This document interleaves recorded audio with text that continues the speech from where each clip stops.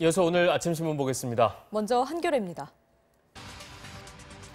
배달 대행업체와 위탁 계약을 맺고 일하는 배달 대행 노동자가 근로기준법상 근로자라는 판단이 처음 나왔습니다.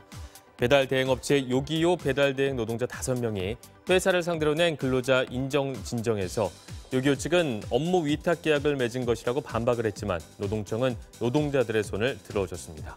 고용노동부가 차량 호출 서비스 타다의 불법 파견 여부를 조사하고 있는 등 플랫폼 노동자들의 노동자성 인정이 사회적 관심사로 떠오른 상황에서 나온 판단이어서 주목된다고 신문은 보도했습니다.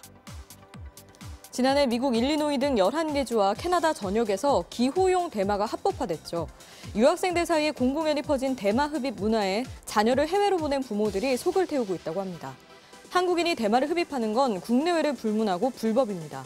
이 때문에 관세청은 미국에서 들어오는 유학생 등을 대상으로 간이 진단 장비를 활용해 이들의 대마 흡입 여부를 단속하고 있다는데요.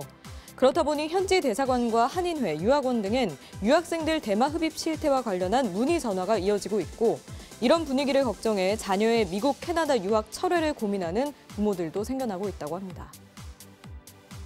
아침엔 등교하는 학생들, 오후에는 학원에 등하원하는 아이들, 저녁엔 퇴근하는 직장인, 주말에는 관광객들. 일부 통학버스 운전자들이 이른바 쪽탕 튀기에 뛰기에 나서면서 사고 위험이 커지고 있다는 내용입니다. 쪽탕은 버스를 소유한 운전자들이 개인적으로 따낸 일거리를 말한다고 하는데요. 운송회사에서 하청받은 이른바 지입 차량이 대부분인 탓에 통학버스 운행만으로는 수입이 부족해서 이렇게 개인 알바를 하게 되고 그렇다 보니 신호 위반이나 과속을 하는 운전자가 적지 않다고 합니다. 영국이나 독일 등에선 학교가 아닌 지방정부가 운송회사와 직접 계약을 하고 관련 예산을 지원하기 때문에 우리나라처럼 지입 차량이 통학버스로 쓰이는 일은 없다고 신문은 지적했습니다. 홍콩 민주화 시위가 장기화되면서 한국에서도 이를 지지하는 시위가 열리는 가운데 신촌 대학가 등에서 홍콩 시위를 지지하는 현수막과 포스터가 훼손되는 일이 잇따라 발생하고 있다고 합니다. 홍콩 시위를 지지하며 내건 현수막은 신원을 알 수 없는 누군가에 의해 철거됐고 홍콩 민주화를 지지하는 게시물엔 홍콩 시위를 반대하는 취지의 문구가 붙었다는데요. 국외 이슈로 국내 갈등이 불거지는 게 아니냐는 우려도 나오지만 홍콩 시위를 지지하는 시민들은 보편적 인권의 문제라면서 지지 선언을 이어간다는 입장이라고 합니다. 생활이 어려운 분들은 누구나 이용 가능합니다. 대구시 대명 이동 행정복지센터 민원실에는 이런 글귀가 적힌 나눔함이 있다고 합니다.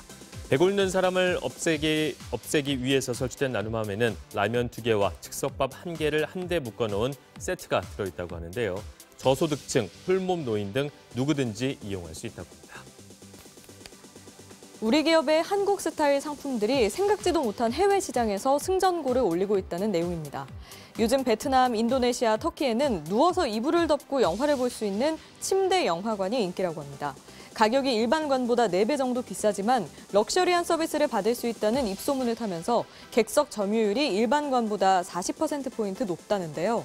생선 모양으로 베트남 사람들에게 문화적 충격을 준 빙그레 붕어 싸만코는 높은 인기로 짝퉁 상품까지 등장했고 동서식품 프리마는 프리마를 빵 반죽에 넣을 정도로 현지 식문화에 깊숙이 파고들었다고 합니다. 아침 신문 살펴봤습니다.